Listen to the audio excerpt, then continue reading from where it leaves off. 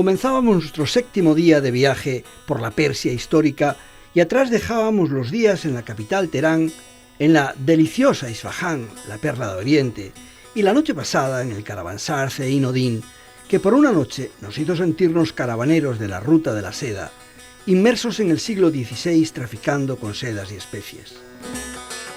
En estos momentos dejábamos atrás el desierto Dasht-e-Lut, nos dirigíamos a Yazd, capital de la provincia del mismo nombre, ciudad de más de 1 millón de habitantes situada al borde mismo del desierto.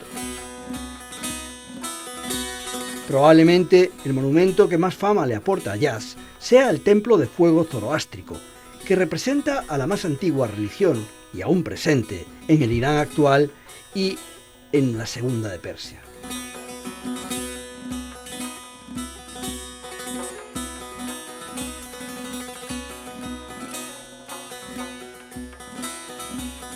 Se trata de un edificio moderno construido en 1934, pero el fuego que contiene cuenta con 16 siglos de antigüedad y muchos más su religión.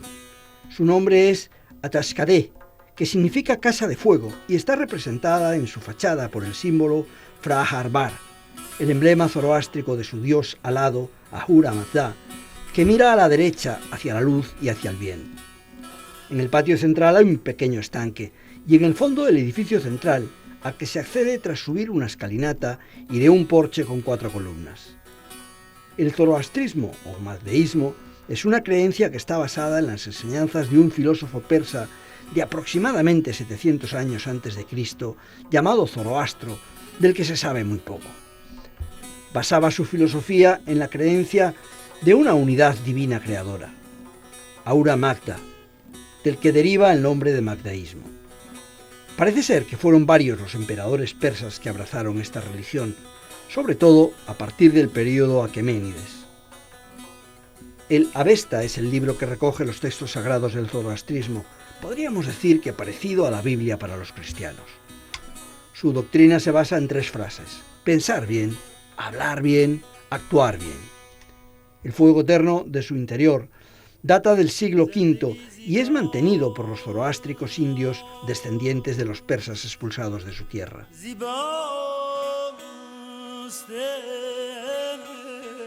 Zoroastro o Zaratustra es el nombre del profeta fundador del mazdeísmo, del que se sabe poco o nada de manera directa, y las pocas referencias que se conocen están rodeadas de misterio y de leyenda.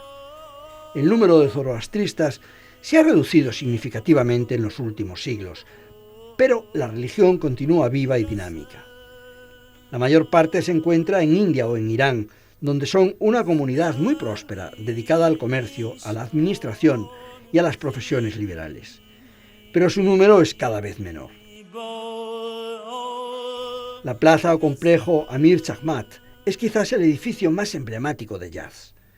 Se trata de una construcción del siglo XV en el que destaca su extraordinaria portada que recuerda las formas de los iwan de las mezquitas y con 2 esbeltos minaretes que se añadieron en el siglo XVIII y que acaban formando una de las composiciones más armoniosas de todo el país. Hay que decir que detrás de esta extraordinaria fachada no hay absolutamente nada, aunque uno esperaría encontrar un gran palacio o una gran mezquita. En cierto modo, el edificio nos recuerda el Hawa Mahal o el Palacio de los Vientos de Jaipur en India, pues también en ese caso, detrás de la gran fachada, no hay absolutamente nada. El interior de esta magnífica plaza de Amir Chahmat se halla prácticamente copado por interesantes tiendas de su producto más famoso y con una interesante cantidad de tiendas de su producto más favorito y con un importante demanda por parte del gran turismo interior que recibe esta ciudad de Yazd. Los riquísimos dulces iraníes, de alguna forma, recuerdan a las famosas delicias turnas de la vecina Turquía. Pero sin atrevernos a dar ninguna de las 2 por ganadoras, ambas tienen gran calidad. Cuando salimos de esta plaza, Amir Chahmat, las calles comerciales del centro, si bien no ocultaban la prosperidad de la sociedad iraní, ofrecen el aspecto de una sociedad anclada en el desarrollo que ofrecía la nuestra allá por los años 70. Seguíamos viendo tiendas de dulcerías y poco más. Tras pasear un rato por el centro, penetramos en el zoco de la ciudad, que aquí se conoce como el bazar, y nuevamente, como en la mayoría de los bazares de Irán, encontramos tiendas tipo almacén con sacos de grano y alimentos y utensilios del hogar de lo más diversos.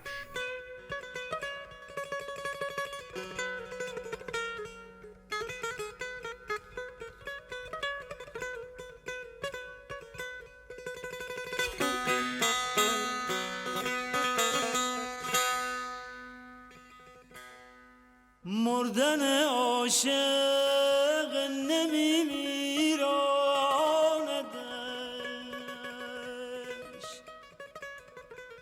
در چراغی تازه میگیراندش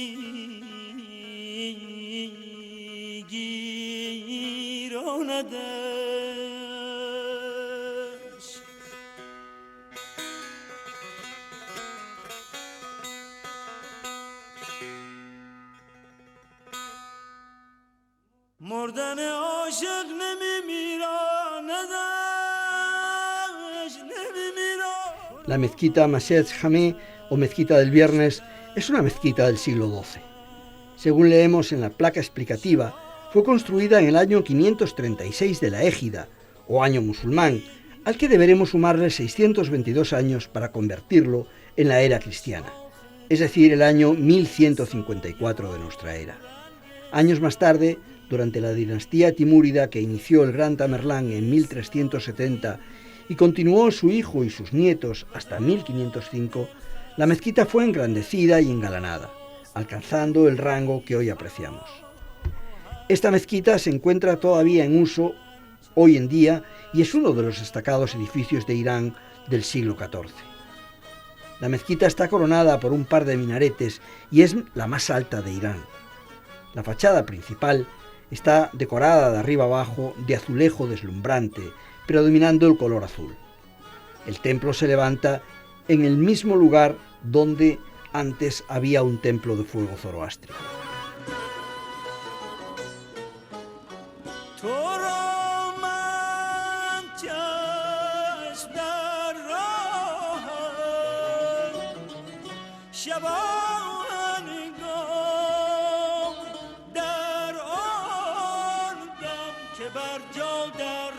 Con la sabia indicación de nuestro guía Abdi, caminando nos dirigimos hasta un alto edificio que albergaba un almacén de alfombras y obtuvimos permiso para subir a su terraza. Desde ella, situada en el centro de la ciudad de Yaz, podíamos contemplar la mayoría de los minaretes que adornaban esta monumental ciudad. Así distinguimos los minaretes de la mezquita del Viernes, los de Meidan Amir Chakmar, los de la mezquita de Jaizés y algunos más.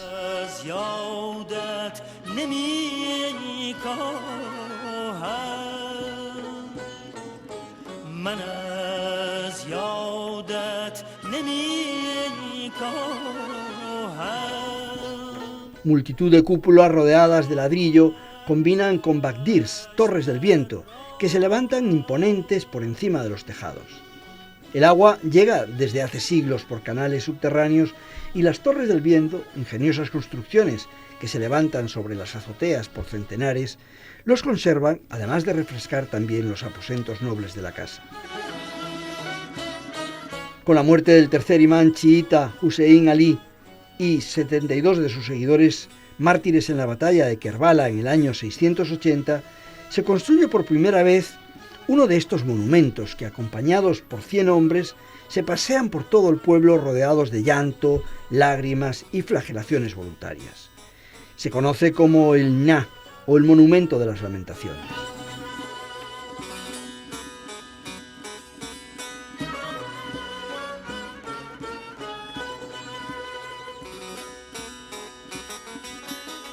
Irán está cerca de volver a los mercados globales de materias primas.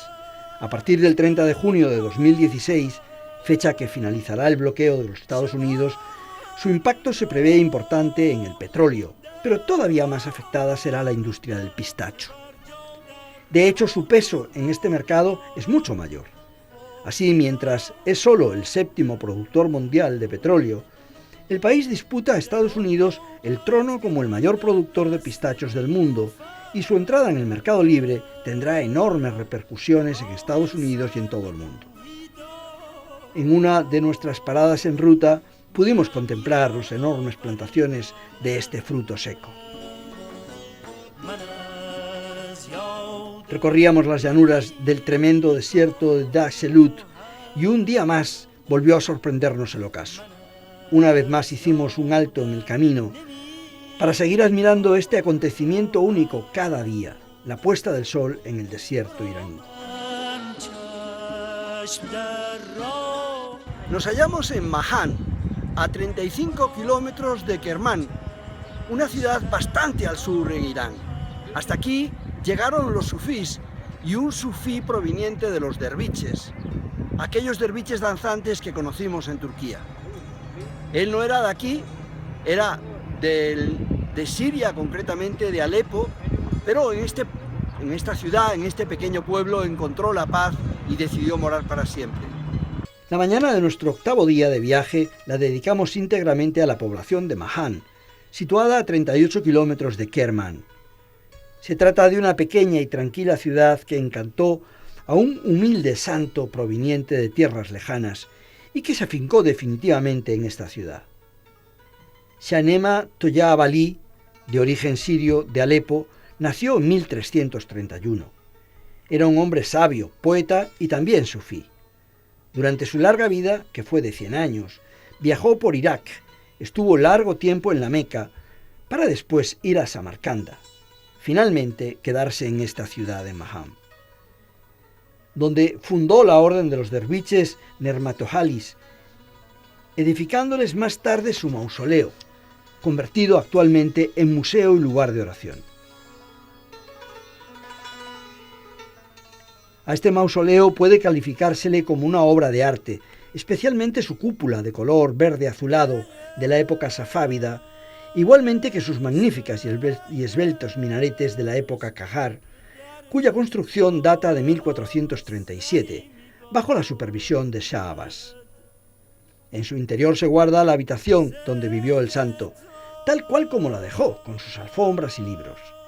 En la entrada hay 2 pequeños jardines con cipreses y estanques, dando al recinto un aire más fresco y acogedor. El mausoleo se comenzó a construir en la muerte de Shah Nemat Bali en 1461. Cuenta con 4 minaretes y una cúpula redonda, siendo el conjunto exterior de la obra merecedora de grandes elogios por su belleza. من مرغ به یک شعله کبابم بگذار کین آتش را سمندری میباید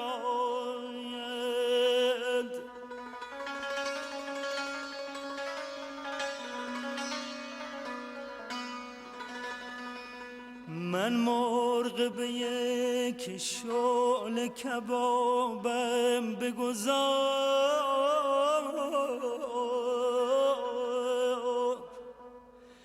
کین آتش را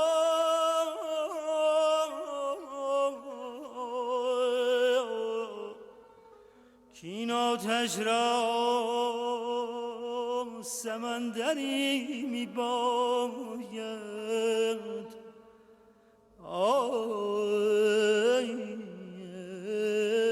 En las afueras de Mahan, en medio de montañas y desiertos, se encuentra este jardín conocido popularmente como el Jardín de Shadez o del Príncipe, una de las construcciones más representativas de la provincia de Kermán, declarada Patrimonio de la Humanidad en 2011.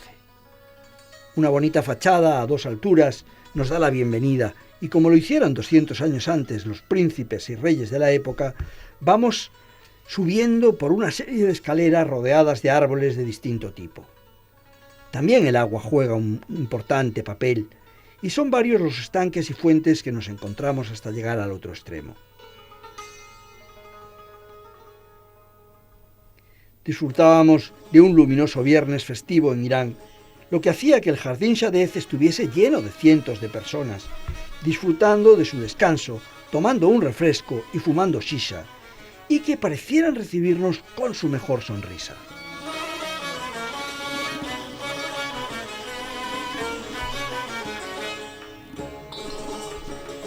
La ciudad de Kermán, a la que dedicamos el resto del día, se fundó como una fortificación militar por Argetir I hacia el siglo III a.C. Actualmente tiene unos 400.000 habitantes. Su mezquita de Viernes, o Mozafari, es un monumento histórico cuya construcción se refiere a 1349, siendo restaurada y modernizada durante la dinastía Safevi. Resulta interesante que no tenga minaretes y en su lugar, a la entrada, hallamos una torre de reloj. Esta mezquita es famosa por su decoración y azulejos con las inscripciones coránicas conservados desde el tiempo de su construcción. Como ya dijimos, Kermán fue fundada en el siglo III y durante muchos siglos fue un centro muy importante en las rutas caravaneras de Oriente. Se tiene constancia que Marco Polo pasó por aquí en el año 1271. Y efectivamente, quizás la verdadera alma de Kermán podamos encontrarla entre las galerías de su fascinante Bazar Bakil. Este viejo bazar es uno de los más interesantes del país. Su construcción data del período safávida en el año 1631. Se extiende a lo largo de más de 3 kilómetros y mezcla galerías cubiertas que protegen a sus visitantes del glaciar frío en invierno y de las tórridas temperaturas en julio y agosto, con pasadizos abiertos o con pequeñas plazas arboladas. La zona más espectacular del bazar es Gahali Han, construcción de planta rectangular muy amplia, estructurada de manera parecida a las mezquitas.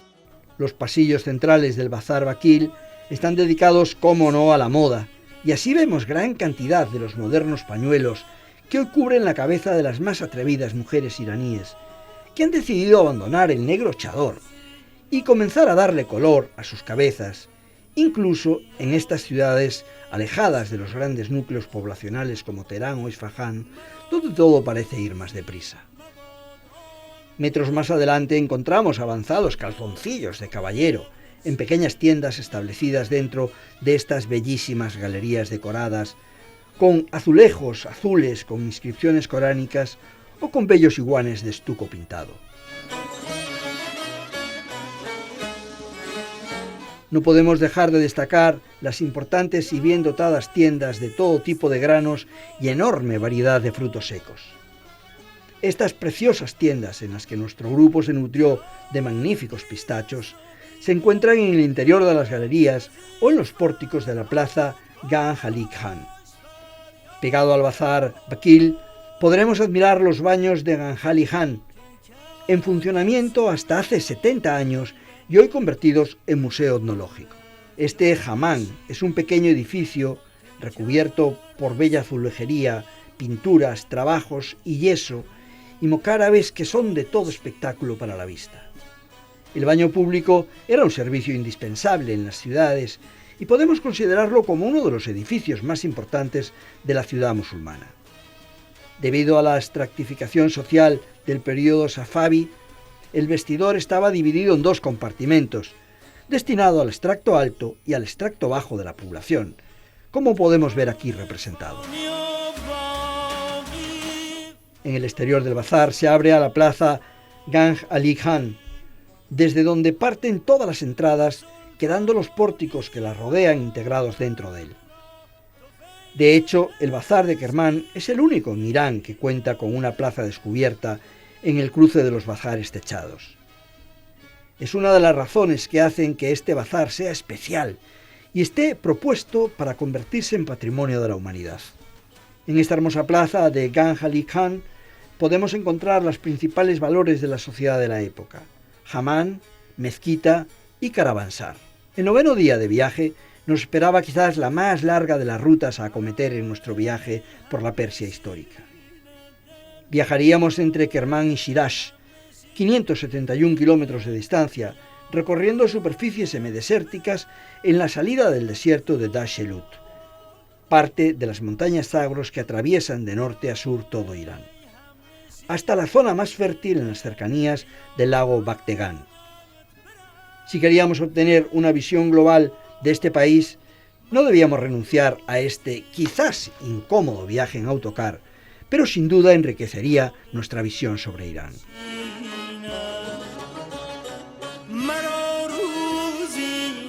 Una de nuestras obligadas paradas la hicimos sobre el lago Baktegan, un lago salado y endorreico, hundido en lo profundo del valle entre los montes Zagros en la provincia de Fars, en el sur de Irán, a unos 160 kilómetros al este de Shiraz.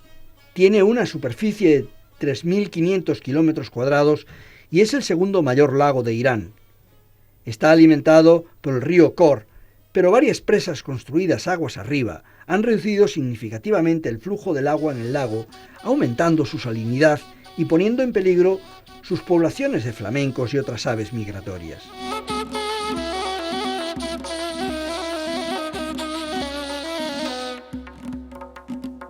Nos encontramos en la mezquita del Viernes del pueblo de Neiriz. Neiriz es un pequeño pueblo de 20.000 habitantes sin demasiados intereses culturales, pero a mitad de camino de nuestro destino de hoy. Recorremos 570 kilómetros para llegar hasta nuestro destino. Hoy comeremos aquí y aprovecharemos para conocer cómo es la vida de un pequeño pueblo inmerso en esta gran llanura entre montañas de Irán. Neiriz es la pequeña capital del condado del mismo nombre que se hallaba a orillas del lago Baktegar, pero la continua retracción de este lago salado ahora la ha separado varios kilómetros de él.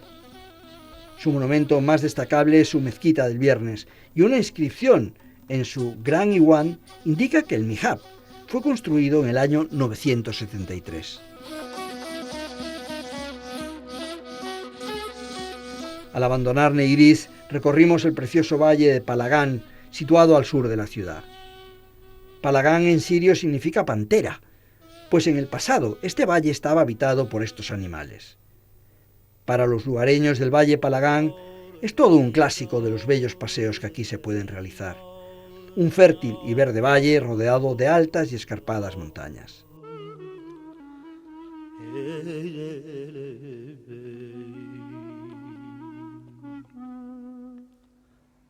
sabor